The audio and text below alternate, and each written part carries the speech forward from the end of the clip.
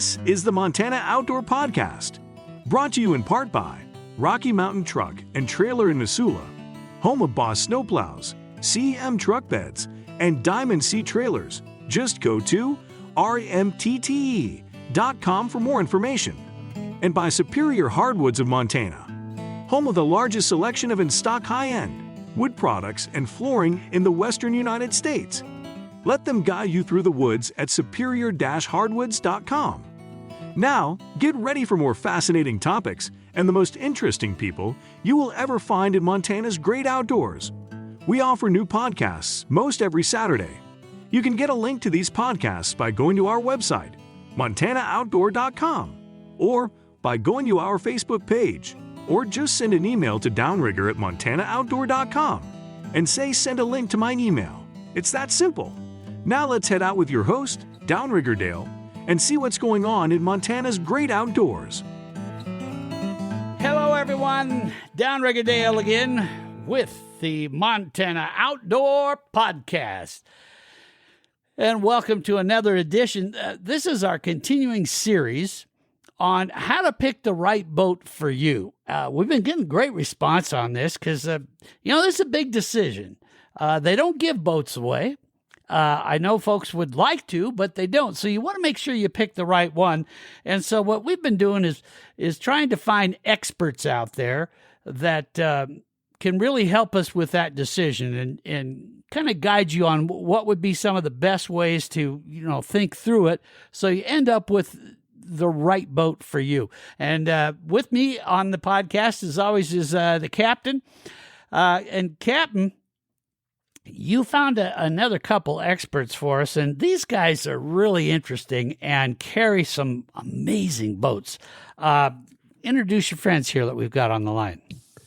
Well, Rigger, I've known both of these guys for quite a while. Jake Monroe, I used to do business with him when they had One Way Marine in Helena, and Jake was always very, very knowledgeable, really top-notch customer service, because I always had questions. As you well know, I've always got issues with my boat. And other things, too. And Jake was always had the patience to walk me through things, and I really appreciated that. And I always knew that eventually he would probably get his dealership, and he does now. It's called High Country Boats. And then Ron Boggs is the other gentleman that's here. And I've known Ron even longer than I've known Jake. Ron used to be the Crestliner representative for, I believe it was the Western United States. And I got to know him when I used to run a Crestliner all the time. Once again, real knowledgeable, really a good guy. And one of the things you're going to find out when we're talking to these guys, Rigger, they know their boats. They know how to use their boats. And if you're a fisherman out there near the Helena area, or even, within hundreds of miles from the Helena area, you're going to want to see these guys because they talk to you like they're going to use the boat. They ask you the right questions. They lead you into, and that's what we're going to find out during this podcast. They carry two really good lines. The Ranger boat is a premier fiberglass boat. In fact, I have noticed in the Montana Walleye Governor's Cup, that boat is the most popular boat now. Out of 200 boats, we've sat there at the boat launch, and you have your little counter, and you count all the boats. You count the Ranger boats, you count the other boats, and Ranger always comes out on top. And a lot of times I'm just trying to get in a boat so I don't have to ride with you, is what I do quite often. Yeah. But and so we're gonna kick it off here, I think. And of course they have Crestliner. We talked about that, and Ron kind of handles the buying of the Crestliners, and Jake Monroe kind of handles the buying of the Ranger boats. I think we'll kick it off with Jake first. Jake, thanks for joining us here on the podcast. Ranger boats, they are, I hate to use the word Cadillac, but they're the Cadillac of the boating industry right now. Wouldn't you say? I would agree with that. And thanks for having me. Yeah, Jake, Downrigger here. One of the things we always like to start off on this series, and we've been talking to different experts, all around Montana, well, really in the nation for that matter.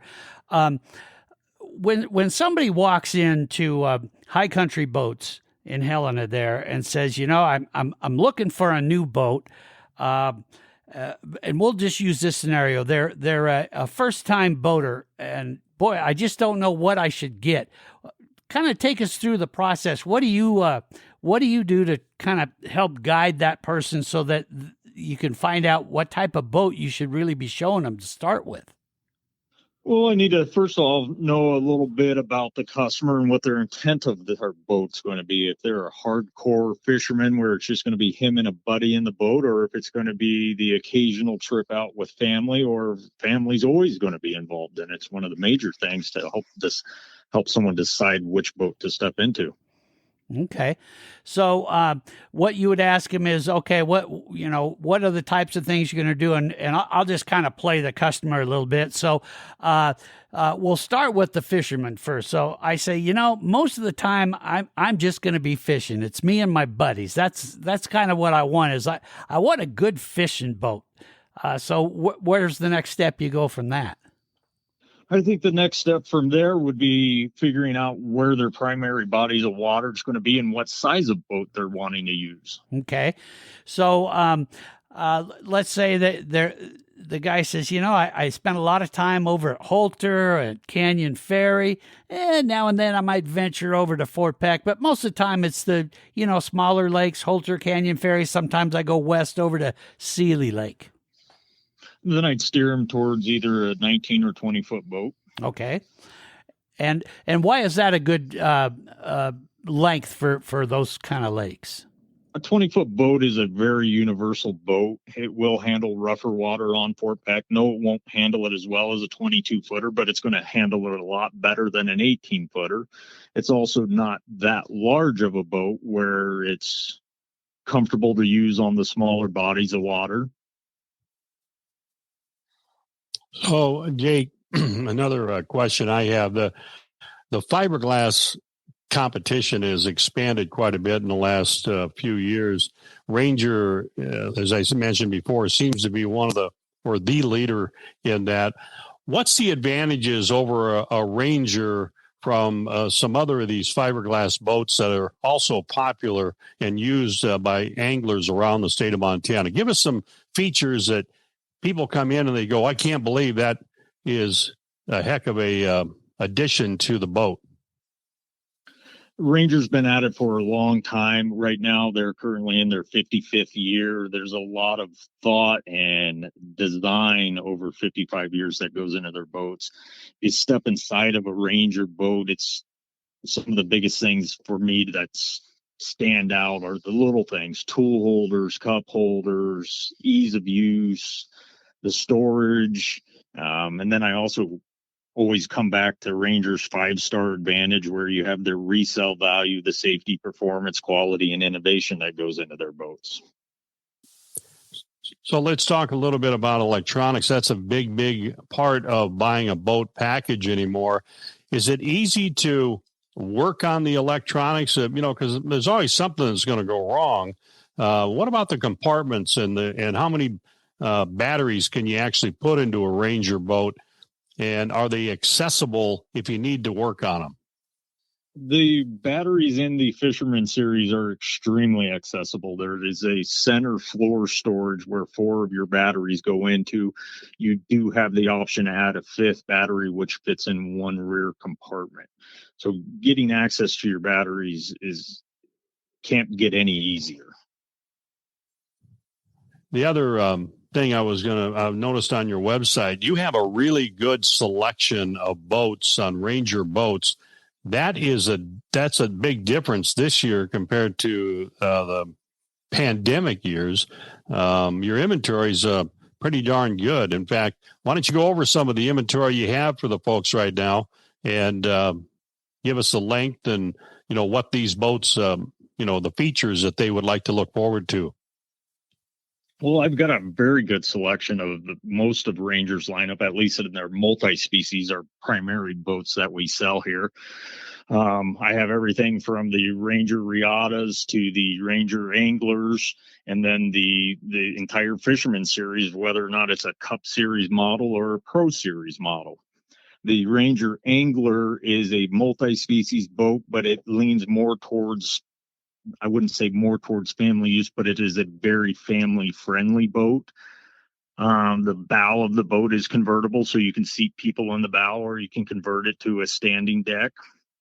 The Angler's built off the same hull as the Riata. However, it does not have the convertible bow. It has the raised rod locker in the center, much like the Fisherman series.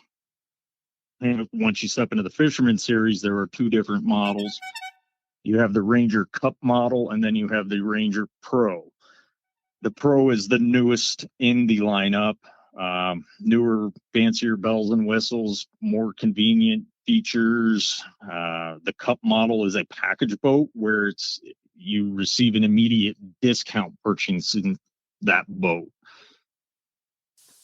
What more can I tell you? I see that the 2023 Ranger 621 FS Cup equipped. That's the Ranger's most popular option package. What does that mean? So the Ranger Cup is a package where it comes standard with Lowrance sonar units and also a Minn Kota Altera trolling motor on the front of it.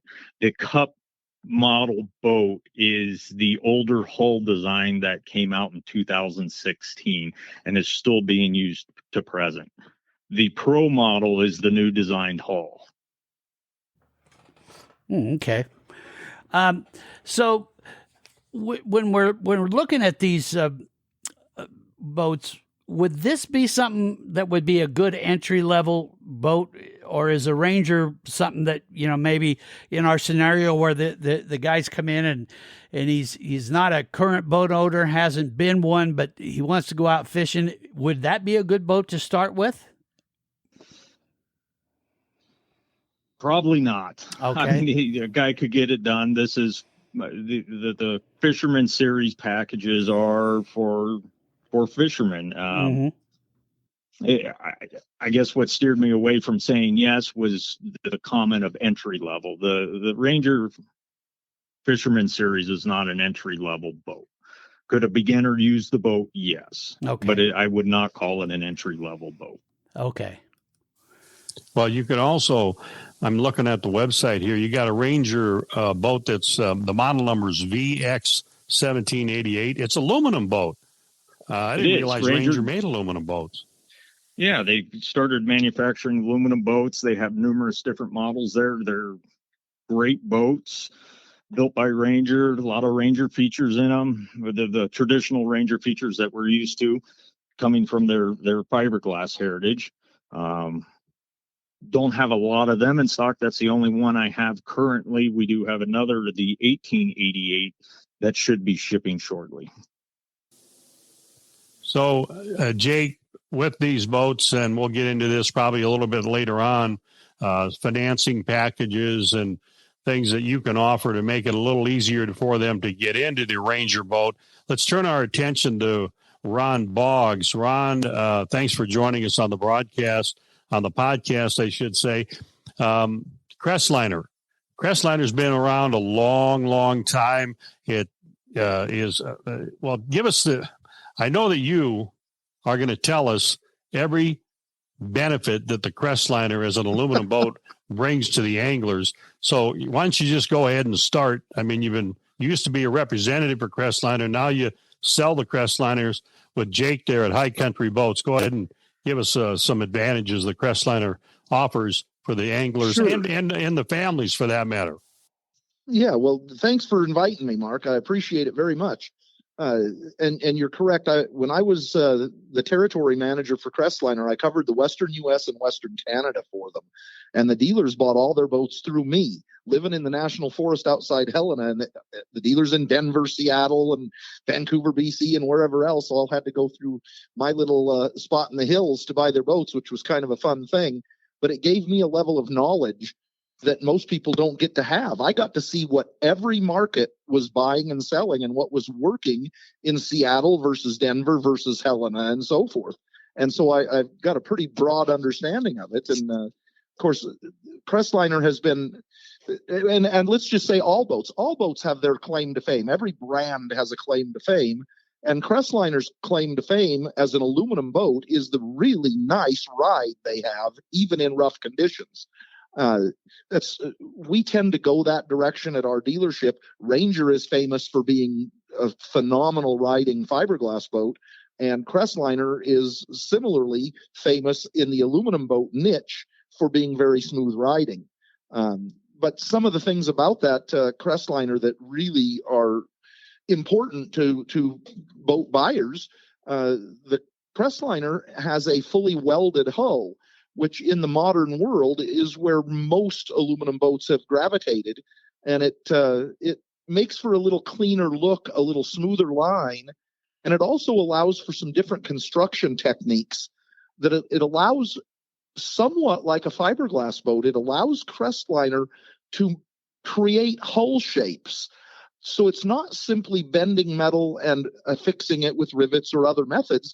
With the welding, they can fabricate the various shapes that will give you the best ride and the smoothest ride or the driest ride, which they do a very nice rolled in part of it's built as part of the boat that serves as a spray deflector in the bow.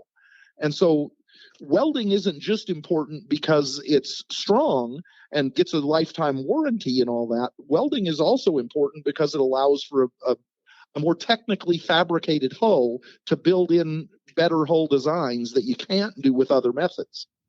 Hey, Ron, it's Downrigger. So, I've heard this back and forth between, fishermen and just pleasure boaters too, but a lot between fishermen where one will say, no, you got to have fiberglass, you got to have it. And then others are saying, nope, fiberglass, it's not the way to go. Aluminum is the way to go. And that, is it really just a matter of personal preference, or, kind of back to our scenario of trying to help someone figure out what's the best boat to get?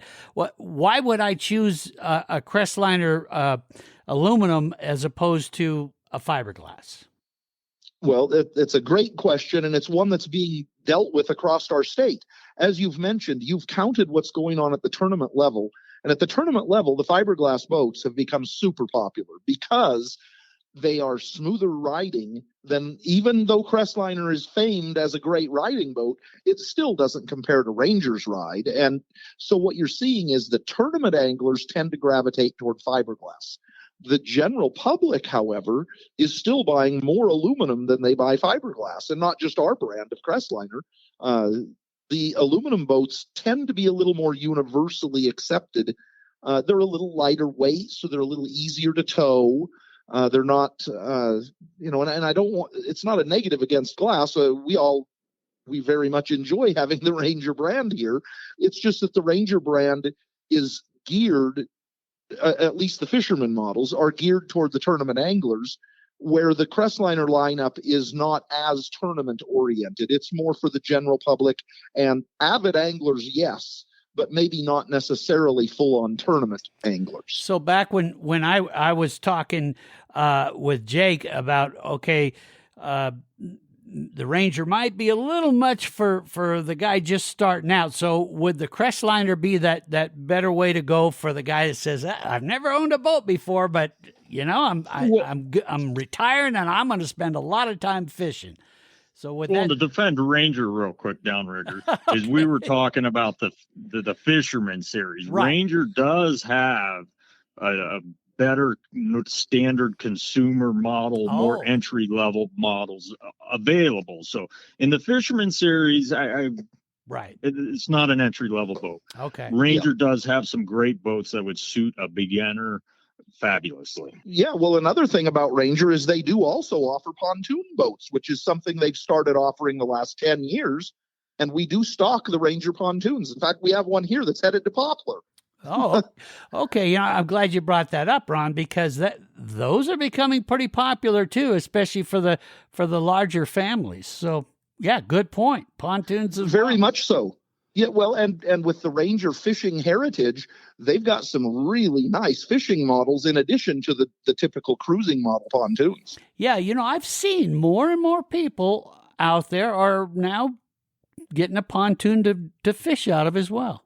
Yeah, good point. Hey, guys, we're going to take a quick break from what we were just talking about here. And, Captain, we would not have this podcast if it wasn't for our sponsors here. And one in particular that I want to bring up, I guess it's kind of a good news, bad news situation. Bad news first, winter's not over with yet. Good news is we got somebody that can help us solve that issue, don't we? Well, there's nothing better than having a big Boss snow plow. You see Boss written on that snow plow. Mm-hmm. That means that snow plow is going to be plowing some snow, and it'll plow it if you turn it. It'll plow it if you put. They'll actually go together like a pie. Does that make sense? Are you talking about, the snow plows where you can bring in one side or both sides or all that? Yeah, I mean, the Boss snow plow, I don't know if others do it. All I know is when you see a Boss working it, it gives you just so much fine tuning to plow every little bit of your driveway or parking lots or that. This would be a good time to go ahead and get them. And where do they get those, Captain? Well, they get them at Rocky Mountain Truck and Trailer. Now, they're located in Missoula. Let me tell you a little something about the Rocky Mountain Truck and Trailer.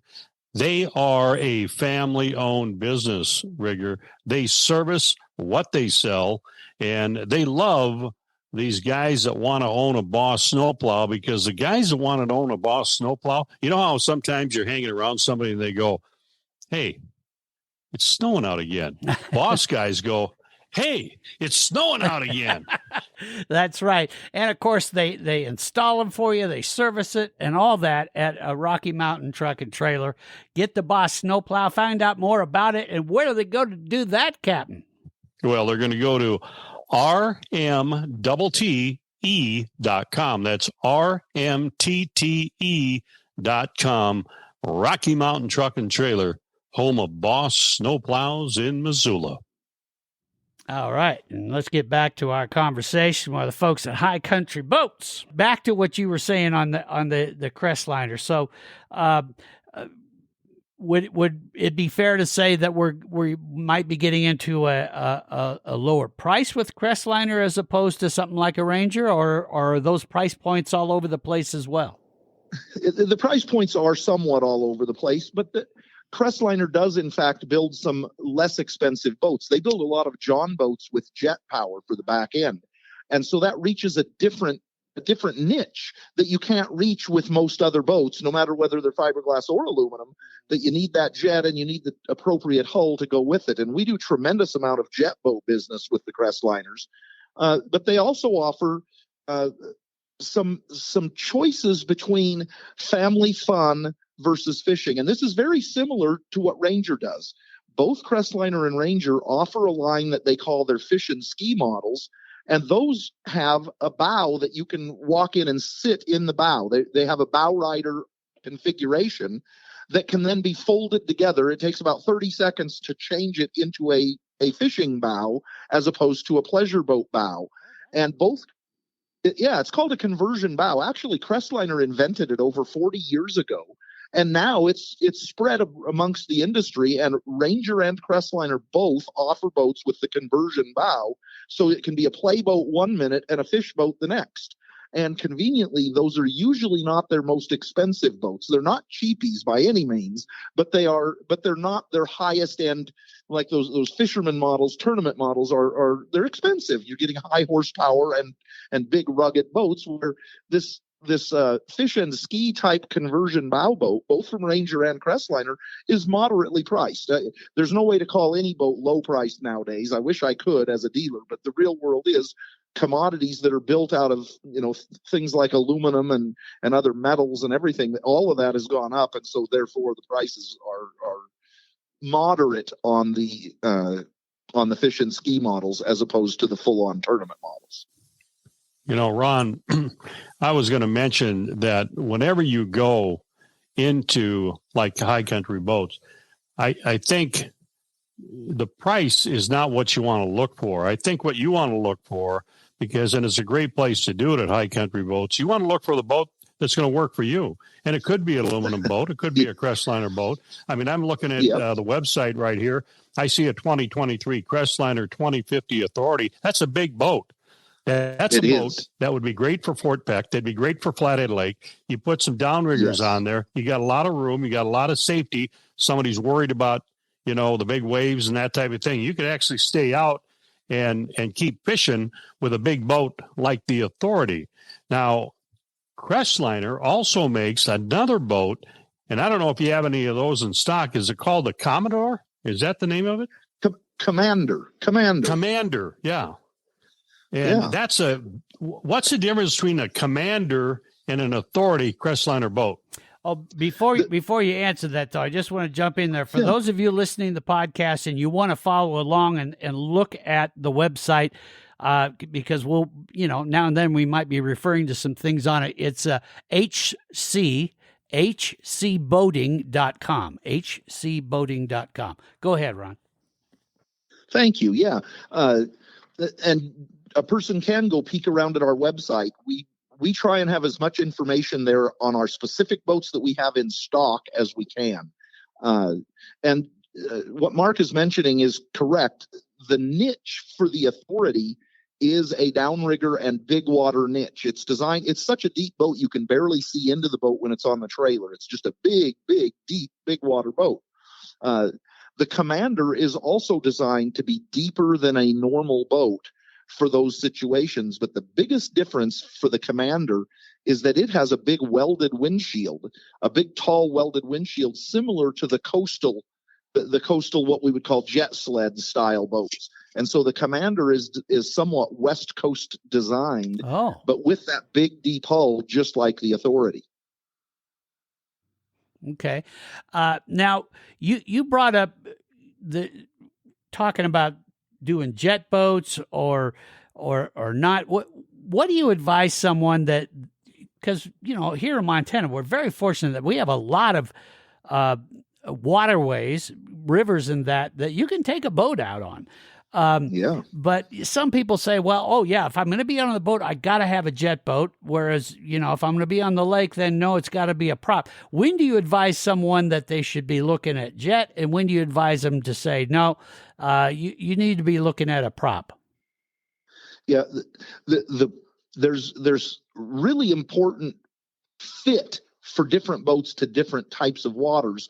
And one of the reasons that both Ranger and Crestliner are famed for their ride is because they're so good at cutting waves in a big reservoir situation. When you get into those rivers with the jet boats, you're not going to be cutting big waves in a river. And so and to make the jet work correctly, you need a much flatter hull. So consequently, jet boats are not as smooth riding or as comfortable to fish from on reservoirs as they are in rivers. And so it's a very specific need. If a person happens to own a home along a river, they probably will want a jet boat. If they're planning to do mostly river duty, then you really should consider throwing an outboard jet together or something like that. If you're primarily fishing in reservoirs and lakes, then you're probably going to be happier with a deeper prop style boat. Yes, you can cross both over to a certain level. The prop boat is not going to be happy in shallower than 3 feet of water. So you're going to have some limitations in that river. But by the same token, like I mentioned, that jet boat that works so well in the river may not be as happy on the reservoir simply because the hull is designed for a different purpose than cutting those waves. We have windy afternoons in Montana. There's going to be some chop on a reservoir in the afternoon. And that's one of the reasons why the ride of a boat, whether it be Ranger or Crestliner, the ride is so important here in Montana because we have blustery afternoons and a person needs to have a boat that can handle that. So back to your point, Captain, what we're finding out just in so far in this discussion is you're right. To walk into a dealership and say, well, it's all about price, forget it. It really comes down to what are you going to use this boat for, right? Yeah, absolutely. And I think that Jake could probably address, for example, Ranger, and they do have, I see on their website, they do have some entry levels when it comes to a Ranger if you're concerned about price. The question I have for you, Jake, how many people come in looking for a boat, and they maybe think they want an aluminum boat, and all of a sudden they see that Ranger? I mean, it's all sparkling and just pretty in the showroom, and they start gravitating towards that. Does that happen very often? It does happen. And like you mentioned before, some customers have it just in their head that aluminum is the only way to go, and they won't take a second look at a fiberglass boat. But a lot of people, once they step inside a Ranger, they tend to fall in love with it. Mm-hmm. And let's talk a bit about, so, you know, we're getting a good advice from you too, as far as, okay, let's narrow down what are you going to be using the boat for most and all that.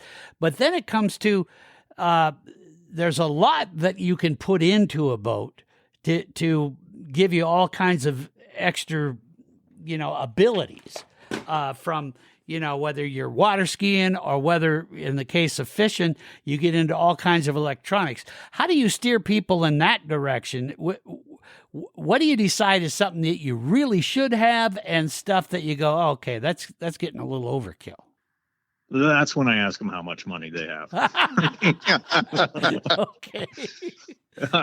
It's the electronic game is all over the place. There's some wonderful entry-level products out there that are fairly inexpensive. And if you want to spend $10,000, $20,000, $30,000 on electronics, they're out there, and you can do it pretty easily. Yeah. But what do you feel are some pretty, for Montana boating, what do you feel are some pretty necessities in the electronics world that a person should have? Obviously, good sonar, and the second thing I would add would be a good mapping system. Okay. And if I could interject, sure. I would say an electric trolling motor on the bow. And in the past, and as I tell customers, 30 years ago, over half of the fishing boats we sold had a kicker motor, a smaller gas motor for trolling. Nowadays, less than half of the fishing boats go out the door with a kicker motor. Really? Because the electric. Wow. Oh, yeah. The electric trolling motors are so good nowadays that people who are not hardcore trollers don't need to go to a kicker anymore. And so we sell more people are buying a more full-featured electric troller, and maybe even a little bit higher thrust. They're buying 36-volt systems and things like that, where in the past they bought a 9.9 kicker. And there are still plenty of people, still a third of the boats are going out with those kickers. But an awful lot of people are starting to do more of their duty with that electric. All right. Now, I want to address the ride of the boat. And how do you find out the ride of the boat? One of the things I've heard time and time again, I know Ron talked a little bit about how a Crestliner rides, but one of the things I've heard about the Ranger, what sold the people, the guys that have the Ranger boat, was the ride. It handles big water. When you look at that boat, Jake, you look at it and you go, that's not a big water boat. But the way it's designed, evidently, it must give you a comfortable ride, keep you halfway dry, because fishing Fort Peck or Flathead Lake and that type of deal, those types of lakes, you're going to probably wonder, well, you need to go out fishing. And you want to go out fishing and you want to be safe. What's the deal with the Ranger boat? Why does it ride so well? 55 years of design and innovation. The way they build their boats, they have designed this boat to be like no other. They are the boat other boats strive to be. Okay. Now, what about as far as towing side of it, and that's a big consideration when somebody walks in and says it's time to become a boat owner. Well, depending on what you're going to pull it with, I would assume that's going to have a pretty major part of the decision making, because otherwise you're going to end up not only buying a new boat but then a new truck or whatever. How do you guide that way? The tow vehicle is a huge part. That's what gets you to the lake to enjoy your boat. One thing I can say about the Ranger boats is all of the trailers no matter what model you are choosing, that trailer was designed for that model. Its balance and its braking system have got to be the best in the entire crowd of boat brands that are out there. They trailer unbelievably well. Obviously, if somebody pulls up in a little tiny Toyota and wants to buy a 622, I'm going to either have the discussion about buying a new truck or a smaller boat. So that definitely plays a role in selling somebody a boat. You know, at High Country Boats, you guys are by 3 really nice reservoirs, Canyon Ferry, Hauser, and Holter.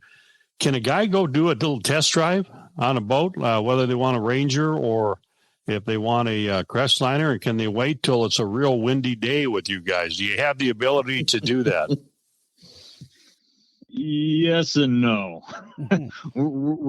If we were giving free test drives all day, we would probably never get any work done. So we steer people towards the boat they want. And then, yes, we're happy to do an on-the-water delivery with the customer. Okay.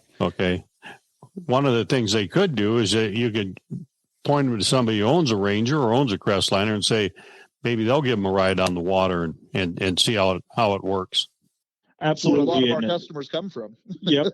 And me running the tournament circuit and having a demo boat, that's part of what doing a demo boat is for, is to take people, to introduce them to the fiberglass market. Okay. Now, let's talk about the other really big consideration. And boy, this is where I hear people when you make a really bad decision, especially up here in Montana, is you see this boat and it's really cool and all that stuff. You go, 4 states over and buy it and you bring it back. And now you have a problem. And everybody in Montana goes, I don't service that. So it's really important when you're choosing a boat to make sure you're choosing something that can get fixed where you typically are going to be around boating, correct?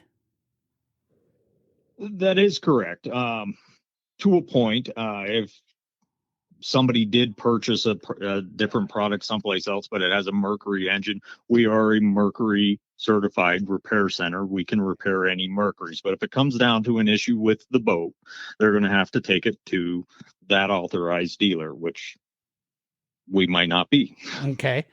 So I would assume that's something to think about. But really, as far as the maintenance side, is it really the motor itself that is going to dictate how much maintenance has to be done on a boat these days? As far as maintenance, yes. Okay. And is there a motor, because most boats nowadays, I at least what I see, especially out fishing, and I spend most of my time fishing, is, it's outboard boats. Is there, and again, this gets into preference where someone says, nope, you got to have a Yamaha. That's just what you have to have. And then others say, no, it's Mercury all the way. Is there a particular brand of motor, and we'll get into horsepower in a minute too, that you want to direct someone to based on their needs, or are most of these motors nowadays pretty much the same? Ron, you want to take that one? Yeah. Nowadays, with the internet, basically all brands of outboard motors have to be reliable, or they will get chewed up and spit out online. So there are no dogs out there. They're all good. The problem is if there's no one to service you. And as Jake was mentioning, you have to have a dealer network to support you. And so that's one of the strengths of Mercury, is that there's a dealer in every town. And so you've got somebody to look after you wherever you go. There are brands here in Montana that there's only 1 or 2 dealers in the whole state.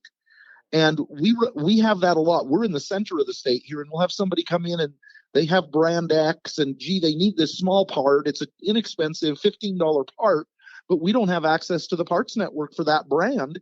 And their only dealer is somebody, north of Kalispell. And that can happen. And so it's important that people make sure, if you have an area that you primarily, you might have a cabin so you know your area you'll be boating, or you have the areas that your family has traditionally used, you should make sure that you're looking at the brands that can be serviced somewhat nearby that area. And that's one of the calling cards for Mercury. They are the most widespread of all of the motors out there. We do sell them. We also sell Yamaha as well. But it's one of those things that a customer really should look at to make sure that it's serviceable in the areas they're planning to use it. Going to take another quick break here and get to another one of our great sponsors.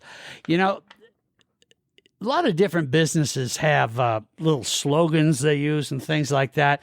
But this sponsor has, I think, one of the greatest slogans, because in a few words it says it all. I'm talking about Superior Hardwoods of Montana, Captain, and they say, let us guide you through the woods. And that's really what they can do.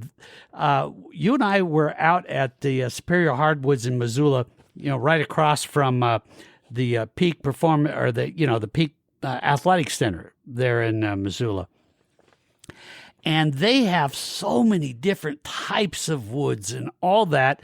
And you have some pretty good experience with them. You've got a hardwood floor in your home from Superior Hardwoods, right? I do in Lewistown. I know that you don't know. You had a little trouble pronouncing Peak's name because you haven't actually ever went into a health fitness center. But they are right across. Looks like a big saucer, and they're right across from it. You know what, Rigger? You can't just tour this place, the Superior Hardwoods, in 5-10 minutes. It takes a little time. They're locally owned and operated.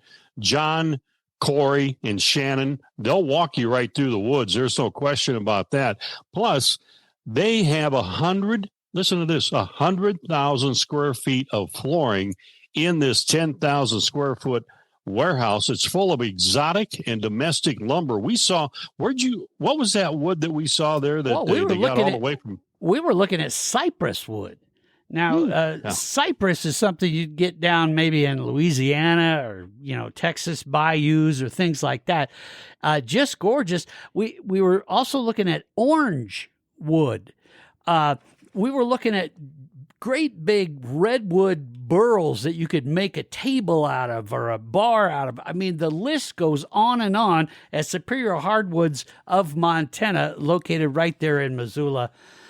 So when we say let them guide you through the woods, that's exactly what they'll do, right? And you know what? You want to do business with those guys and gals. You got John, Corey, Shannon. They are such good people, and they know their wood. And I tell you what, they're going to really take care of you. They've been in business for 46 years. John has started the business. His son, Corey, is helping out. And then you got Shannon. So that's Superior-Hardwoods, Superior-Hardwoods.com. That's what you want to go to find out more. And then just give them a call. They're in Missoula. Great people. Love them. We're looking at high country boats, and I'm looking at your pre-owned inventory. You can save some pretty good money and a real good value. Like, for example, they got a 2018 Crestliner 2050 Authority that's priced at $69,800, and the motor, the engine's only got 24 hours on it. Yeah. You've got a pretty good selection of used pre-owned boats around here. There's some great opportunities with pre-owned boats, but be aware if you're in the buying public thinking about this, the pre-owned boats tend to sell quicker. They go away. So it isn't the kind of thing that you can see on our website and think about maybe in 3 months going back and looking again.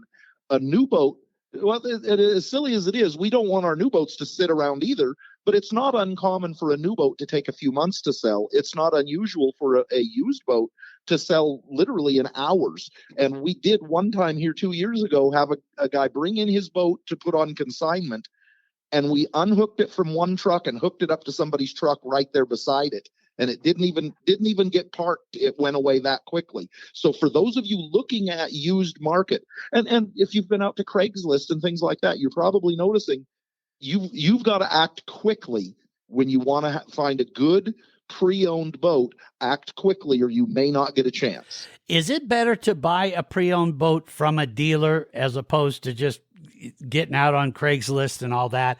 I mean, I've heard some horror stories where, it's like, oh no. But what are your feelings there? Can you get a good used boat out there? You can get a good used boat from a private party, yes, but it depends on how they care for their boats. And what you'll find is the people who are most meticulous about their boats tend to be long-term boaters, so they tend to trade it in, and so their boat tends to end up at a dealership. Where the people who are a little more ancillary to the industry and are not as avid about their boating, those are the boats that end up in some of the private party sales. And so those could be the ones that it's like, oh my gosh, this thing's had 7 owners prior and it's not in great shape. But that said, there are other people that are very meticulous, and their pre-owned boat from a private party may be just as nice as one that would be here.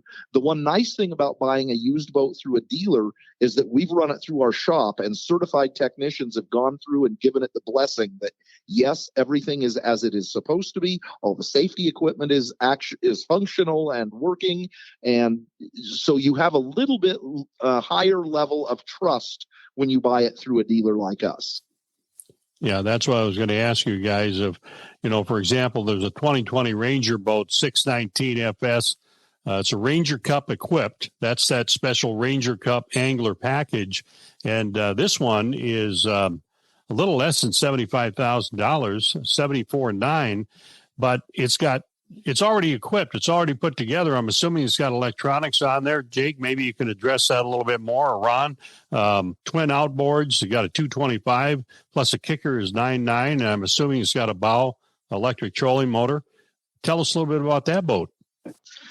That's a great boat. The only reason we have it here is the customer decided he wanted to go a couple feet bigger. He actually owns a boat that's the identical color to that. He loved his boat. He just wanted to go bigger. The boat itself has 171 engine hours on it, which for that year boat isn't that many. It does have a Minn Kota Ulterra 112 on it, HDS 12 live, HDS 9 in the bow. Beautiful boat, been well taken care of. Makes somebody a great boat. Okay. Now and that is a discontinued model. Ranger decided to do away with the 619. Oh, okay.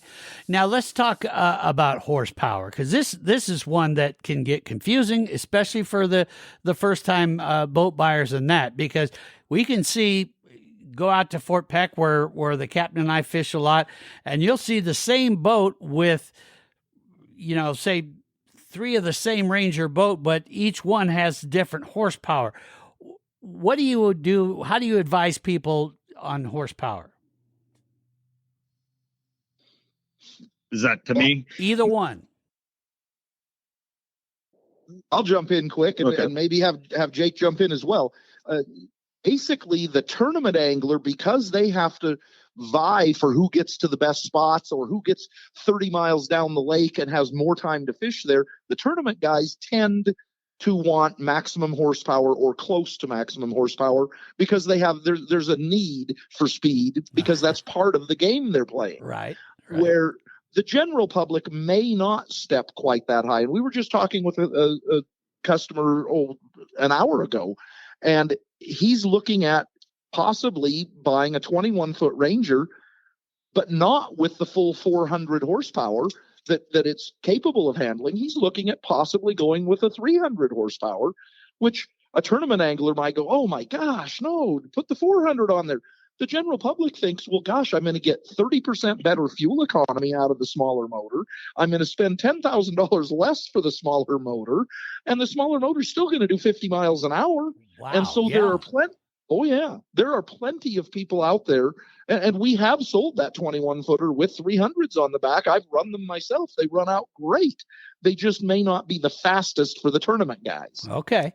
Now, what about we were talking about the conversion bow boat where, which sounds perfect for when the family says, yes, I know you want to fish, Dad, but I want to water ski and all that.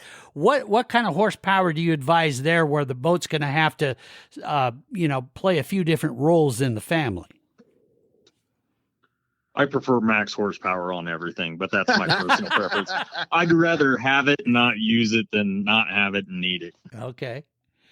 So if you can afford it and you don't mind maybe eating up a little bit more fuel, go for it and throw the throttle down and impress your friends and neighbors and scare your wife now and then. or pull the throttle back and Right. conserve some fuel. And Gotcha. Yeah. Well, and what Jake's saying with the throttle back, just for perspective, if you take a 400 that uses 30% more fuel than a 300, but you knock off, you bring the throttle back by 30% to a cruising speed, as they call it, well, now you're cutting your fuel consumption back that same 30%. And so now you're running a 400, so you've got it there if you need it, but you're using the same amount of fuel as the 300 because you're being careful with where you're setting your throttle settings. And that's what Jake is getting at, is that having max horsepower doesn't mean you have to be consuming max gas and max possible speed every second you have that on there, but you can choose to do so when you want. Absolutely.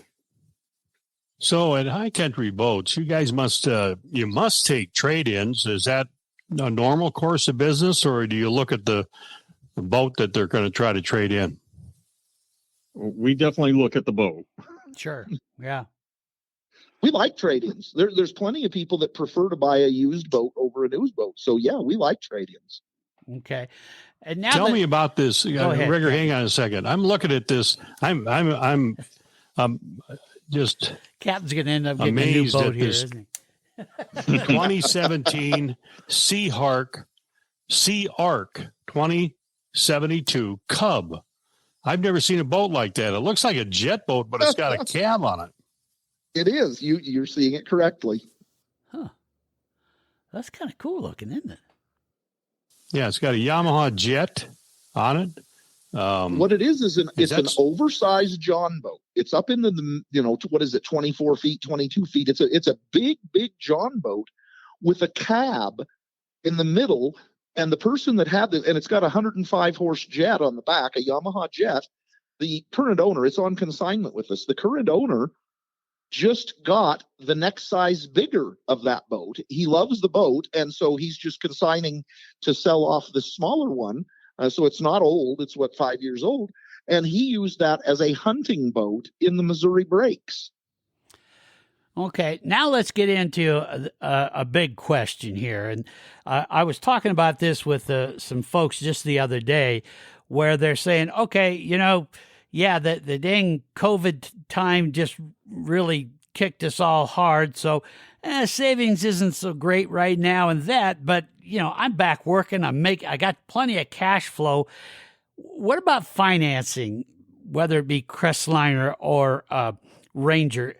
How easy is that to do? Is that something you guys can kind of guide people through? There's got to be a lot of different options, I would assume. There are. And really what's happened right now, for those of you who are close to buying a boat that are listening out there, the credit unions around our state and some of the banks around our state that are friendly to boat loans, credit unions tend to be more friendly to boat loans than banks do. Oh, that's and when I say friendly, I mean in terms of rate, what your interest rate will be. Right now, most of those lenders have their best rates of the year because they call this boat show season. January, February, March, sometimes April is the boat show season, and it's the season that a lot of boat sales are made. So right now, the interest rates are actually, in most cases, 1 to 2 percentage points lower than they had been this fall, and probably lower than they're going to be midsummer. So those of you who are looking to buy a boat, this is the right time because the interest rates are actually, they're set lower specifically for boat buyers. Okay. Now I'm going to go through with each of you here. We'll start with you, Jake, as we get close to wrapping it up here. So take us through the process. If people, as Ron was just saying out there, they're listening and saying, yep, I'm getting awful close to wanting to pull the trigger and get in a boat. What's the best way to get a hold of you, Jake? And what are the kind of things they need to have before they call or contact you? What are some of the things you advise they have in their noggin before they get started with you? Well, as far as contacting us, there's numerous ways that are great for us. Obviously, the telephone works well. Through our website, we can accept leads. Even through our manufacturer's websites, we can accept the leads and then contact, or the doors open during business hours. Walk in and say hi to us. I would be happy to show you some boats. As far as what you need, you don't necessarily need anything to start the process. Come in and talk to us, and we can help walk you through finding the correct boat and financing, lining you out on what you need to do to get financed. We can help you through the entire process and be happy to do it. Okay. So Ron, what about you? Any tips or thoughts as far as what you advise someone to do before they contact you? Yes, I'll give a little story, and this happens a lot. We have grandparents that often want to get a boat that will serve their family. Oh. The grandparents are already established here in Montana, and they want the rest of the family to come and have a blast on the water with them. It's those wonderful memories that we all have of boating when we were young with the older generations of our own families. Yeah, first time I was out was with my grandpa. Yeah. Me too. Well, oftentimes the grandparents overshoot on the boat, and they want to get this boat that will serve the whole family. And I'll start asking questions. Well, how many kids do you have that have their own families now? Oh, we have 3 kids and they have families, and so there's all the grandkids too. Well, where do they live? Well, one lives in Florida, one lives in Ohio, one lives in Seattle. Are they all going to be here in the boat regularly? Well, we haven't seen the 2 of the families in 3 years, and the other ones, they come every other year. And so those grandparents, I try and talk them down. Don't buy the boat for the whole family at once when the whole family seldom organizes together at the same time. Buy the boat that works best for you as the grandparents, that also has a little bit of extra space for one family to join you. But buy the boat for you first that will help with the family. Don't buy the whole family their boat, because they're not here all the time. Good. That's a little tip I have for you. Good point. So, folks, the different ways you can get in touch, 406-996-1225. That's phone number. Of course, a great way to get started, I feel. I really like how your website is laid out. And that's for High Country Boats is hcboating.com. Go there and noodle around their website, and you're going to get a really good view of all the different types of boats they have and that. And then also there is the contact link right there, which, of course, gets you the address. But then, Jake, they can also just leave their name, email, and comments, and you guys can get right back to them that way, too. Absolutely. Yeah, which happens, I imagine, a lot because, we come in from work, it's already nighttime and that, so you can ask your questions at your leisure, and then these one of these 2 guys or any of their other staff will get to you right away and get you started on that. It's a great company, and just from, our discussion with Ron and Jake, you're getting a really good idea here's a couple guys that can really get you going, so that the happiest day of your boating life is when you buy it, and it always remains that way. And that's the key. I love it. I would like to add one thing or ask a question. 93 years of industry experience. Which one of you have most of those 93 years? Ron is quite a bit older than me. Oh, boy. I'm the old feller in a good way. It means I've been around boats since I was very young, and it's a good thing. A quick pitch I do want to throw out there about our website. We price our boats on our website so that the customer that's shopping can see what range are they looking at. When there's no prices on the website, they're not sure if they're looking at a $100,000 boat or a $10,000 boat. Our website, we have all of our boats priced, so you can tell what kind of a package and if it fits into your budget or not. Good point. Yeah, that's a really good point. Okay. hcboating.com. Low overhead operation, and enables you to offer very competitive pricing too. So, High Country Boats in Helena. Thanks for joining us, guys. Jake Monroe and Ron Boggs, a couple of great guys. Yeah, great information, guys. Thanks so much for spending so much time with us. And we look forward to seeing you out on the water, and look forward to seeing you listeners out there out on the water with your new boat. Thanks for having us.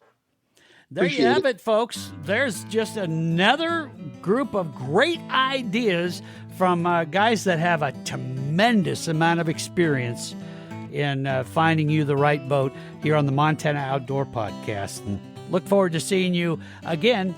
Until then, have fun, be safe, and boat on, everyone. Thanks for listening to the Montana Outdoor Podcast. It has been brought to you in part by Superior Hardwoods of Montana, home of the largest selection of in-stock, high-end wood products and flooring in the western United States. Let them guide you through the woods at superior-hardwoods.com. And by Rocky Mountain Truck and Trailer in Missoula, home of Boss Snowplows, CM Truck Beds, and Diamond Sea Trailers. Just go to rmtte.com for more information. So what did you think of today's podcast? Send your questions and comments to Downrigger at montanooutdoor.com. We should be dropping a new podcast this next Saturday. Until then, we will see you soon out in Montana's great outdoors.